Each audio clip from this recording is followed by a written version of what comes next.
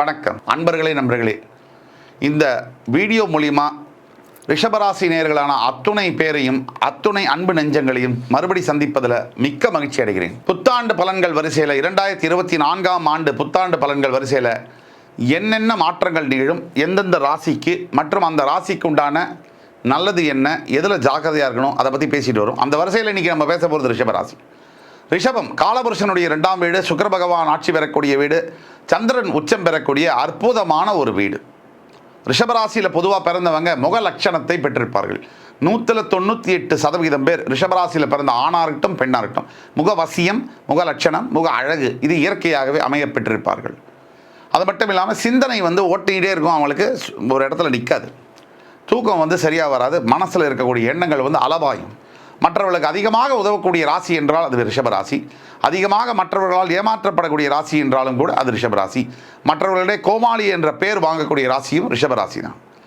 அதிகமாக நீங்கள் யாருக்கு எடுத்து செய்கிறீங்களோ அந்த பாரத்தை சுமக்கக்கூடிய ராசி. அதாவது வீட்டில் உள்ள பொறுப்புகள், குடும்பத்தில் உள்ள பாரங்கள் எல்லாத்தையும் பொறுப்பு ஏற்று எல்லாத்தையும் மாடு மாறி மற்றவர்களுக்காகவே வாழ்ந்து நொடிஞ்சு போகக்கூடிய ஒரு ராசின்னா ரிஷபராசி தான். இப்படிப்பட்ட ரிஷபராசிக்கு 2024 வாட் இஸ் இன் ஸ்டோர், என்ன நடக்க போகுது, ஒரு 4 புல்லட் பாயிண்டில் பார்ப்போம். அதுக்கு அடுத்தது என்ன செய்யணும் அதை பற்றி பார்ப்போம். இது வரைக்கும் என்ன நடந்தது ரிஷபராசிக்கு அதை பற்றியும் நம்ம பார்ப்போம். முதல்ல இது வரைக்கும் என்ன நடந்தது அப்படிங்கிறத பற்றி முதல்ல பார்ப்போம், ஒரு 3-4 புல்லட் பாயிண்டில். முதல் விஷயம், ரிஷபத்துக்கு 12ஆம் பாவத்திற்கு மேஷத்திற்கு வந்த குரு சில நல்ல விஷயங்களை செய்வார்.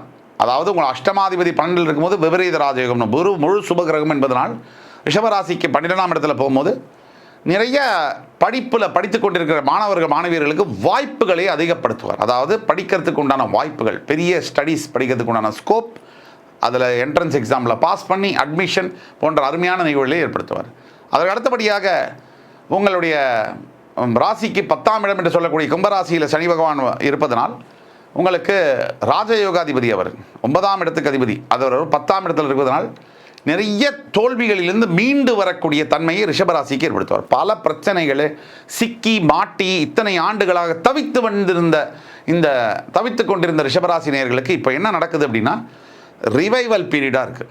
அதாவது கடந்த ஒரு 5 வருஷத்துக்கு முன்னாடி பார்த்தீங்கன்னா ரிஷபராசி பட்ட துன்பம் என்பது சொல்லி மாளாது. 2017, 16, 18 இந்த ஆண்டுகளில் ரிஷபராசி நேயர்களை நீங்கள் பேசிக்க வாழ்க்கையே வேணாம் சார், வேலை போச்சு, பணம் போச்சு, பொண்டாட்டி போயிட்டா, புருஷன் போயிட்டாங்க, குழந்தைய பிரிஞ்சாச்சு, ஹெல்த் போச்சு, அப்பா அம்மாவில் யாரோ ஒருத்தர் தவறிட்டாங்க, இப்படி வாழ்க்கையில் எதை எடுத்தாலும் மீளவே முடியாத சவால்களை சந்தித்த ரிஷபராசியர்களுக்கு ஒரு பெரிய குட் நியூஸ் தான் இப்போ நடந்துட்டுருக்கு.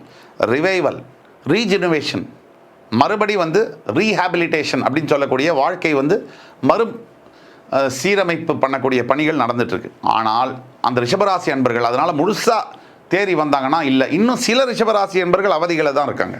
பல ரிஷபராசி என்பர்களுக்கு நல்லது நடந்தால் அப்போது அதுக்கு அடுத்தபடியாக 11ஆம் இடத்துல வந்திருக்கிற ராகு, அதாவது 12ஆம் இடத்துலேருந்து 11ஆம் இடத்துல வந்திருக்கிற ராகு நல்ல வருமானத்தை, பொருளாதாரத்தை அள்ளி கொடுக்க தான் போகிறார்.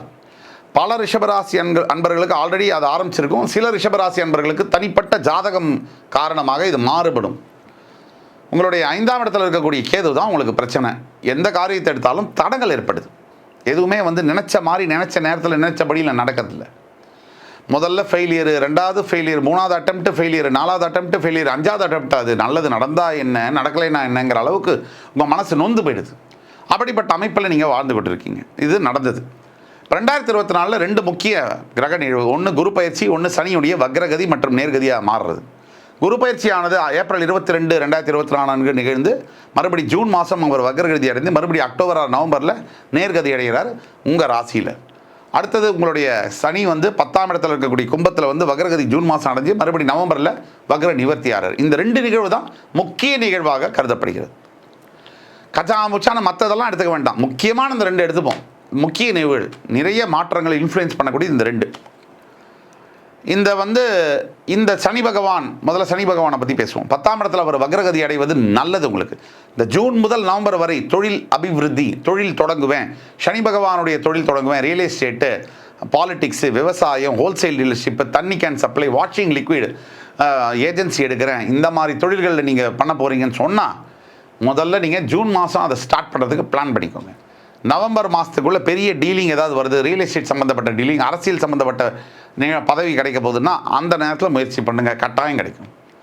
பொதுவாக இந்த காவல்துறை என்பர்கள் ரிஷபத்தில் இருக்கீங்கன்னு சொன்னால் இந்த ஜூன் முதல் நவம்பர் மாதம் உங்களுக்கு மிகப்பெரிய பொற்காலம் அப்படின்னே சொல்லலாம்.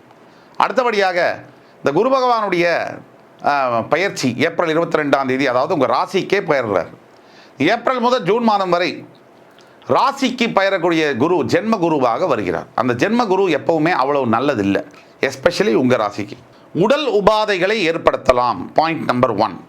இரண்டாவது, தேவையில்லாத உறவுகளை கொடுக்கலாம், உறவுகளில் பிரச்சனையை கொடுக்கலாம், இருக்கக்கூடிய உறவுகளில் தர்ம சங்கங்களை ஏற்படுத்தலாம், பாயிண்ட் நம்பர் 2. மூன்றாவது, கல்வியை பயிலக்கூடிய மாணவ மாணவியர்கள், இளைஞர்கள், போஸ்ட் கிராஜுவேஷன் இந்த மாதிரி படிக்கிறீங்கன்னா படிப்பில் டைவர்ஷனை கொடுக்கலாம், மூன்றாவது. நான்காவது, தந்தையாருடைய தாயாருடைய உடல் நலத்தில் கவனம் தேவை, நான்காவது. புத்திரர்கள் பிறக்கிறதுக்கு கொஞ்சம் டிலே ஆகலாம், ஐந்தாவது.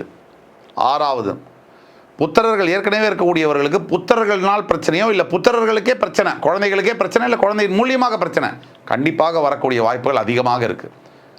ஏழாவது, நீங்கள் கல்வித்துறையில் வேலை செய்யக்கூடிய ரிஷபராசி அன்பர்களாக இருந்தால் உங்கள் வேலையில் முன்னேற்றங்களை இந்த 5 மாதம் எதிர்பார்க்காதீர்கள். அப்போ இது பாயிண்ட்லாம். இப்போ இதுக்கு என்ன செய்யறது? இறை பக்தி ஒன்று தான் வாழ்க்கையில் ஜெயிக்கக்கூடிய ஒரே வழி. அந்த இறை பக்தியானது என்னது? இறை பக்தி ஒன்று தான் வாழ்க்கையில் ஜெயிக்கக்கூடிய ஒரே வழி. அதாவது குரு பகவானுடைய ஸ்தலம், அதாவது குரு பகவானுடைய ஸ்தலம் தஞ்சை மாவட்டத்தில் இருக்குது. அந்த குரு பகவானுடைய ஸ்தலம் அங்கே நீங்கள் சென்று அந்த குரு பகவானுக்கு ஆடை வஸ்திர தானம் செய்ய வேண்டும். கூகுள் பண்ணுங்க, குருவுடைய சேத்திரம் ஃபுல் டீட்டெயில்ஸ் உங்களுக்கு வரும்.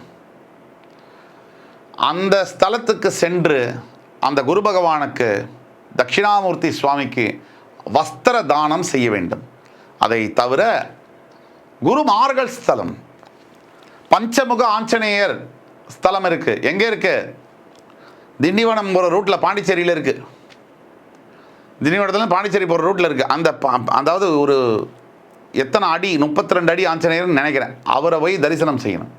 சரி, சென்னையில் இருக்கேன் சார், நான் என்னால் அவங்கள தரிசனம் செய்ய முடியல, வசதி இல்லை சார். சென்னையில் பாரிஸில் ஒரு சாய்பாபா கோவில் ஒன்று புதுசாக ஆரம்பிச்சிருக்காங்க. அதாவது சாய்ராம் கோவில். சென்னையில் வந்து உங்களுக்கு அந்த ஹாட் சிப்ஸ்னு ஒன்று இருக்கும் கோர்ட்டுக்கு எதிர. அது சந்தில் போனீங்கன்னா ஒரு சாய்ராம் கோவில் இருக்குது பக்கத்து சந்தில். அந்த சாய்ராம் கோவில் சின்னதாக இருக்கும், இப்போ தான் ஆரம்பிச்சிருக்காங்க.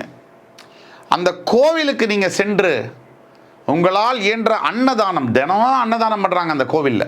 50 பேர் 100 பேருக்கு 150 பேருக்கு அன்னதானம் தன்னால் முயன்றக்கூடிய நல்ல உள்ளங்கள் சேர்ந்து ஒரு 3-4 பேர் செய்கிறாங்க. அந்த கோவிலுக்கு நான் பர்சனலாக போயிட்டு வந்திருக்கேன். அப்பேற்பட்ட ஒரு சக்தி, அப்பேற்பட்ட ஒரு வைப்ரேஷன் எங்கேயுமே கிடைக்காத அளவிற்கு ஒரு டிவைன் ஃபோர்ஸ், ஒரு தெய்வ சக்தி என்பது என்னை ஆட்கொண்டது, என்னுடைய சொந்த அனுபவம். அந்த கோவிலுக்கு சென்று நீங்கள் வழிபடலாம். அது ஓம் சாய்ராம் டெம்பிள். அந்த ஹாட் சிப்ஸ் பக்கத்தில் கேட்டிங்கன்னா சொல்லுவாங்க, கோர்ட்டுக்கு ஆப்போசிட்டில். அதை நீங்கள் செய்யும் போது மிகப்பெரிய அளவில் உங்களுக்கு முன்னேற்றங்கள் நகரும். அதே மாதிரி பௌர்ணமி தோறும் சத்யநாராயண பூஜை செய்யலாம். இந்த கோவிலில் ஒவ்வொரு வியாழக்கிழமையும் பூஜை செய்கிறாங்க, தவிர மாதத்துக்கு ஒரு தடவை சத்யநாராயண பூஜை ஸ்பான்சர் பண்ணி செய்கிறாங்க. இந்த சத்யநாராயண பூஜை இந்த சாய்ராம் கோவிலில் நீங்கள் ஸ்பான்சர் பண்ணலாம், இதை செய்யலாம். இது அவ்வளோ பெரிய சக்தி வாய்ந்த ஒரு கோவில், ஒரு சின்ன கோவில். அது இப்போ திருப்பணியெல்லாம் நடந்துகிட்ருக்கு. அந்த கோவிலில் வந்து கூட நீங்கள் செய்யலாம். என்னுடைய சொந்த அனுபவம் தான் நான் பகிர்ந்துக்கிறேன்.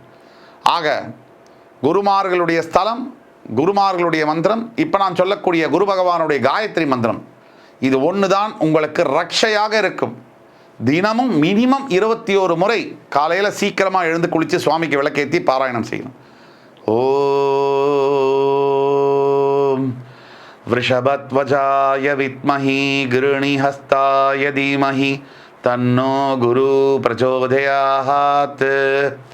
இந்த மந்திரத்தை 21 முறை பாராயணம் செய்யும் போது உங்கள் வாழ்க்கை கம்ப்ளீட்டாக மாறும். கம்ப்ளீட்டாக முழுமையாக மாற்றம் பெற்று நல்ல திசையில் பயணிக்க தொடங்கும் என்று கூறி அனைத்து அன்பு உள்ளங்களுக்கும் இந்த வீடியோவை பார்த்து கொண்டிருக்க நீங்கள் உங்கள் ஃப்ரெண்ட்ஸ், ஃபேமிலிஸ் அண்ட் ரிலேட்டிவ்ஸ்க்கு இதை ஃபார்வர்ட் பண்ணுங்கள். தயவுசெய்து லைக் பண்ணி, கமெண்ட் பண்ணி, சப்ஸ்கிரைப் பண்ணுங்கள்.